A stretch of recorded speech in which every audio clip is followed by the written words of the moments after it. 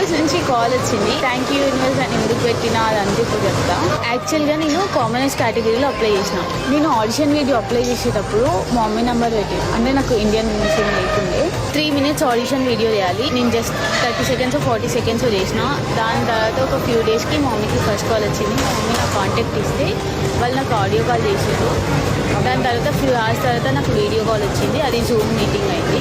ఇట్లా second call అయిపోయిన తర్వాత ఇట్లా ఫుల్ టెన్షన్ ఉండే. 3rd రౌండ్కి నాకు మెయిల్ వచ్చింది, యూఆర్ సెలెక్టెడ్. నెక్స్ట్ రౌండ్ ఎప్పుడు ఉండే అంటే 3rdకి ఉంది. అది అన్నపూర్ణ స్టూడియో ఉంది. ఇన్ పర్సన్గా రావాలి ఫైనల్ రౌండ్కి అని వచ్చింది. ఫైనల్ మెయిల్ రాగానే ఆదిరెడ్డి గారికి టెక్స్ట్ చేసిన, ఇట్లా అన్న ఫైనల్ కాల్ వచ్చింది అని. కానీ నువ్వు రిస్క్ చేయాలనుకుంటున్నావా, నీకు ఓకేనా, అంత ఎక్స్పెన్సివ్ ఫ్లైట్ ఛార్జెస్ అవన్నీ పెట్టుకొని ఫైనల్ రౌండ్కి వస్తావా అంటే వస్తా అని చెప్పాను. ఫైనల్ రౌండ్ కోసం మెయిల్ రాగానే మా మమ్మీకి కాల్ చేసిన. మమ్మీ ఫైనల్ రౌండ్కి మెయిల్ వచ్చింది, అన్నపూర్ణ స్టూడియోలో 3rdకి ఉంది, నేను వస్తున్నా అని చెప్తే అసలు వద్దు అని అన్నది ఫస్ట్. దాని తర్వాత నేను చెప్పిన, మమ్మీ మంచి ఆపర్చునిటీ వచ్చింది, అయితే మిస్ చేసుకోవాలనుకోవట్లేదు, సరే వస్తుందా లేదా ట్రై చేసి చూద్దాం, వస్తే వెళ్తా, లేకపోతే లండన్కి వచ్చి 1 year అయింది కదా, అందరినీ కలిసినట్టు ఉంటుంది, నేను వస్తా ఇంకా అని ఇట్లా జుట్టుతో కూర్చున్నా. తర్వాత ఇంకా మమ్మీ వాళ్ళని కన్విన్స్ చేసి వచ్చేసినాం. ఆగస్ట్ 3rdకి ఫైనల్ రౌండ్కి అన్నపూర్ణ స్టూడియోస్కి వెళ్ళిన. ఫైనల్ రౌండ్లో అసలు ప్రాసెస్ ఏమైంది, ఏం జరిగింది అనేది నెక్స్ట్ వీడియోలో చెప్తాను.